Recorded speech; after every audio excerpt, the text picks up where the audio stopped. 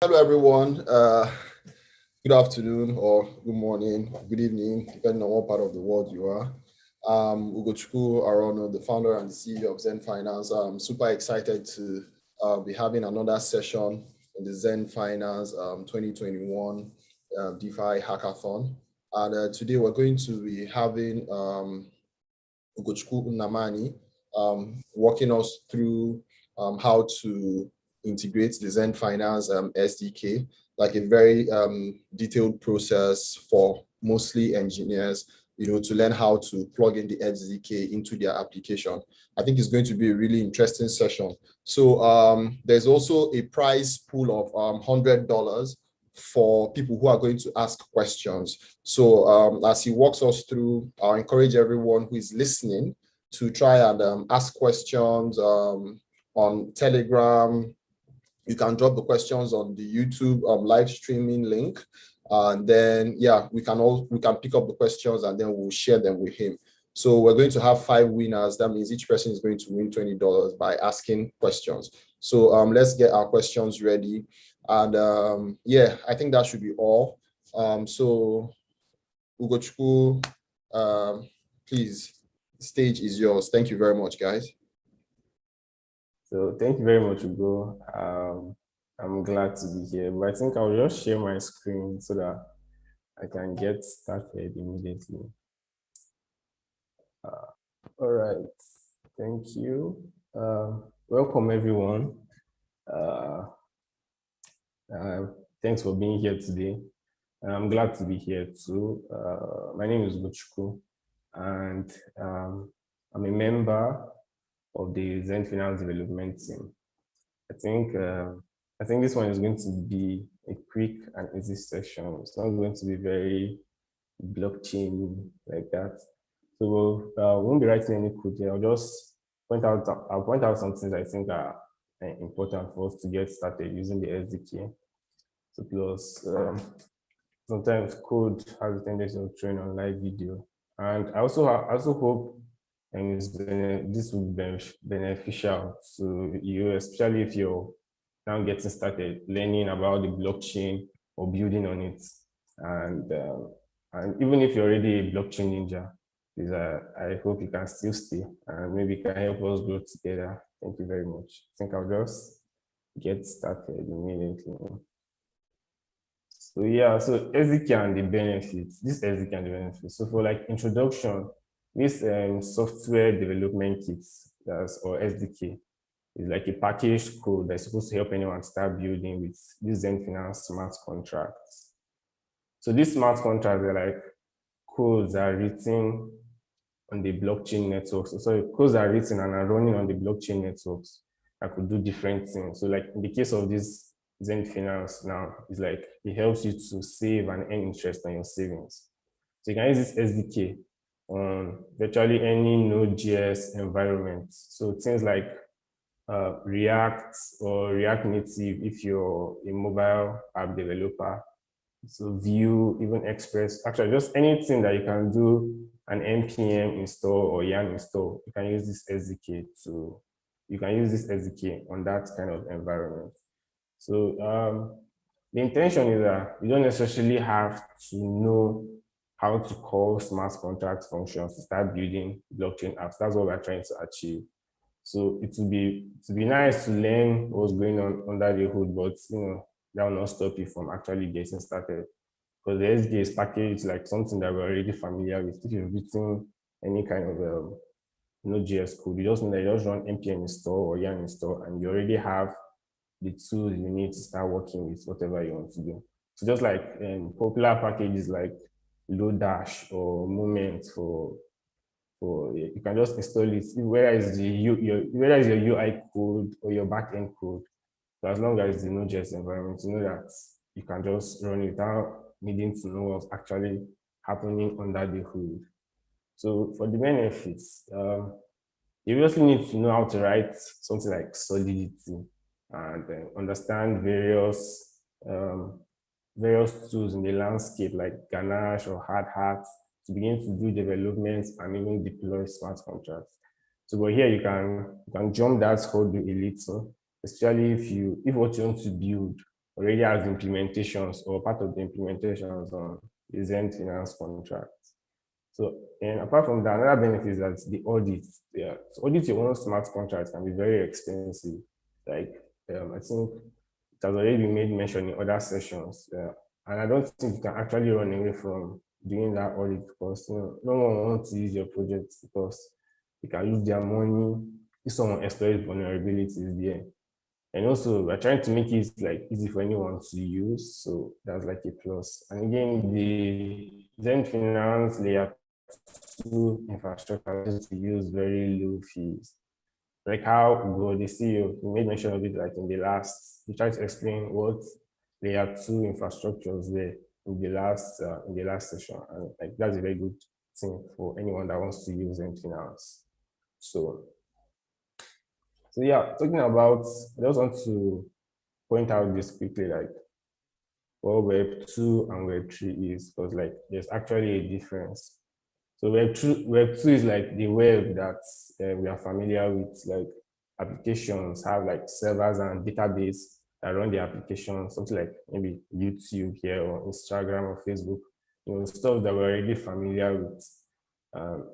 You can actually go through these links I just shared there, like, but even without these links, they are like, if you just Google about Web 2 and Web 3, you can see like so many places where you can learn what it is that explains like evolution from Web 1.0 to Web 2 and now Web 3 and so on. So you can just like have understanding of what it is. So like someone like me that started learning like Web 3 newly, the first thing that caught my mind was I was kind of confused, like how do you make API calls here?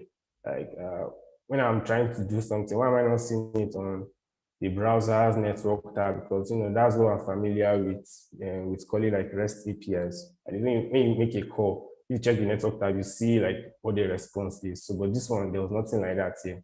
I think it's something that is interesting to actually learn. So like on this slide here, you can just check out the similarities between Web 2 and Web 3. I'm just bringing it to your attention. So at least you can begin to map the two and see like the similarities to help you understand like what Web 3 is. Yeah. So, so MetaMask, like I feel this is like the way to enter into doing all these blockchain things. So from the MetaMask website, the MetaMask is a crypto wallet and a gateway to blockchain apps. It's available as a browser extension and it has a mobile app too. So the MetaMask equips you with key vault, secure login, token wallet, token exchange, everything you need to manage your digital assets. Yeah. So so this can be like your own bank. Yeah, you can say that. And one easy way to start using or building blockchain is to have this MetaMask wallet. Because what happens is it provides you like I tried to read from their website. It provides you with like a secure login. It provides you with like a private key you can use to make blockchain transactions. So like this is like an entry point if you want to start doing blockchain related things. So yeah, on the Xend Finance docs, we actually have like an explanation of how to get started doing this using MetaMask, how to download it on your browser and even on your phone, and how to set it up. You just create an account with it, and you're ready to start doing blockchain thing. Because if you've not done this before, you'll be like, how can I start? So this is like a way to start it. So you can just download the app and from there, you can now start learning and knowing what's actually happening. So having this wallet allows you to connect to decentralized applications. So like the Xend Finance web app we have provides you that platform. And when you connect, you see that you're able to save and earn interest just using this your MetaMask wallet that you download. So it also provides, like I was saying earlier, it also provides like a private key that you can use to set up this SDK. Like it's a very important component of the SDK. You need the private key to set it up. So I'll just go to the SDK setup straight away. Yeah. So so for the SDK proper, right? You can go through the docs. We have explanations of these things on docs.xend.finance. I think maybe after this talk, I can open it here, or you can just even from your phone or your laptop, where you can just go to docs.xend.finance to see these things that I'm like trying to explain here. So to add the SDK to your Node.js project, just run npm install or yarn install, then add Xend-finance/red SDK. Or you can actually just copy it from the docs and paste it in your terminal and you install it. And doing that, that's like almost everything that you need to do to start using this SDK. So once you do that, once that's done, you can set up the SDK like this example that we have here, with your private key, with your chain ID. Yeah, so that's like this few lines of code is just what you need to start using this SDK to do like different things. So yeah, so what's actually happening here is that this SDK uses your private key to sign transactions you perform. So what does that mean?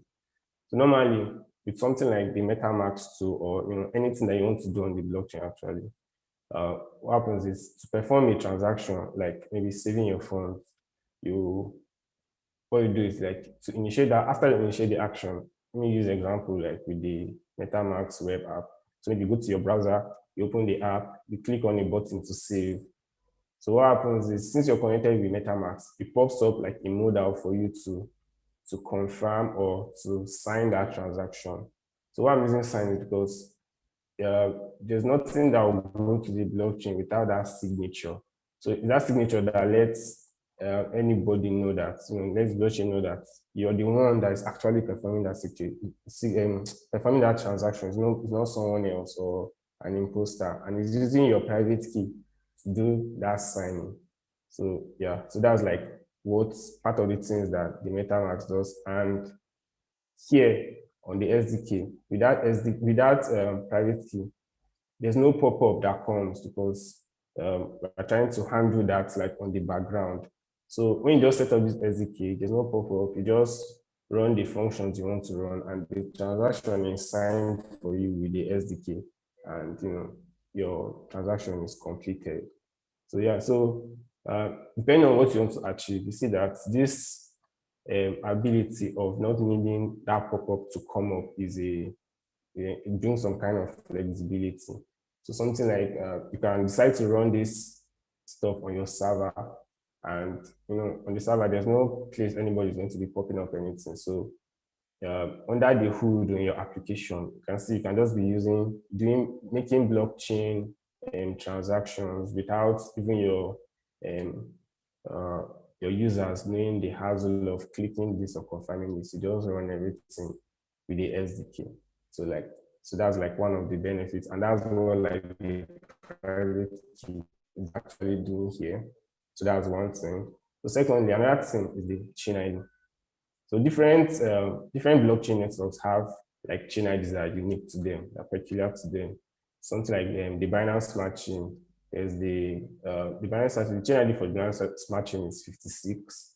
Ethereum is 1, Polygon is 137, and so on. They have like their own unique chain IDs. So why we're talking about it here is because the Xend Finance contract has been deployed on like Binance Smart Chain, Ethereum, now on Polygon, and so we have this here so that it's easy for you to switch. It's easy for the SDK to switch between those networks. So just like the change of this number now, you see that that's you're already performing transactions on Ethereum. You change to the next chain ID, you're performing transactions on Binance Smart Chain. So that was like the importance here. So maybe like in coming updates, you probably will not even need to know about this number. So what we can do is, once you just select the network you want, the SDK just handles that for you without maybe you needing to know that, okay, 1 is Ethereum or 56 is Binance Smart Chain. So like as the SDK grows, as it becomes better, so that it will make it more easy for anybody to use. So yeah, so with this setup like this, you can do like different functions on that the web app is already doing. That's the Xend Finance web app. So the different kinds of saving and withdrawing. You can do that with this SDK, just these few lines of code. So you can do your personal, Isusu, or cooperative savings. And also, another thing that the SDK does and removes the stress from anybody using is that the SDK, once you're initializing it, that's in this setup function, you get all the active contract addresses, because to do transactions, you'll be talking to like another address. So to do this, to use the SDK, we get the contract addresses from an API for you. And what you just need to do is to call functions, and you're already handling the contract addresses part. So you don't need to maybe make sure that you're copying the right address or not. You just know that once you do this setup, the addresses that the SDK is working with are the correct addresses that you're supposed to be using. So you don't need to think about that. So you see that once you just do this import of the SDK, after you've done the installation, you do import of the SDK, get your chain ID, you get your private key, you get a private key for MetaMask, and you do this setup. You see that next thing, you can start doing savings, the amount you want to save from your wallet, which your private key has. You can just start doing that saving, and that's actually what it is. Like this whole SDK, this is like just what you need to like get started doing it. And okay, also on that note, the type definitions for this SDK are also available. So what that means is, once you use installation, if you're using an editor that gives you IntelliSense like VS Code, you see that once you import it and you start using the SDK, once you do the setup, you see that if you just start writing the code brings in, it shows you like the available functions that you can call for using the SDK. So something like the example here, flexible deposit. So once you do this setup, once you just do personal, you can see the different functions on that personal. So you might not need to memorize the names of all the functions. You see that your code editor, because of the type definitions that comes with the installation of the SDK, you see that you can just start accessing those functions. So I would just like you to please go through that documentation and to learn more of how to actually get started. Yeah.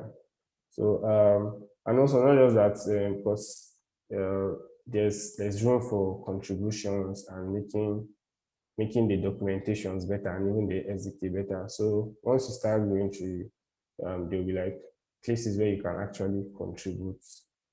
Yeah. So building with Xend Finance. So I think the way it is, the Xend Finance contract allows for some kind of flexibility. So apart from this SDK, you can actually make use of the contracts directly, like even without the SDK. So we have a contract registry on the docs where you can go and you see all the contract addresses. There's even the deprecated ones and the live ones. You can just see all of them. So if you're already familiar with how to use these contract addresses, you can just see the one that you're interested in, and you can use it to do what you want to do. You can put it in your own code and do what you want to do.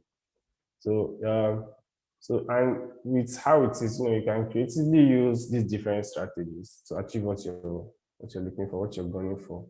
So I'll just give like a quick description of the different strategies that we have. So the flexible savings. So here you can save your own funds by yourself and withdraw at any time you want, because that's the name. It's flexible. You can decide to save now and withdraw now. So you can, yeah. So that's like the flexible savings. So we also have the fixed personal savings. So here too, you can save by yourself. But this one is that you can decide that, okay, you want to lock your funds for like maybe 3 months or 1 month. You can, yeah. So you can decide to lock your fund for one. So between now and the 1 month, you'll not be able to withdraw your funds. And as the days go, you still be any interest on those funds, and you'll not be able to withdraw after the day you set. So, but you just saved on your own. You don't need to get any other person to save it.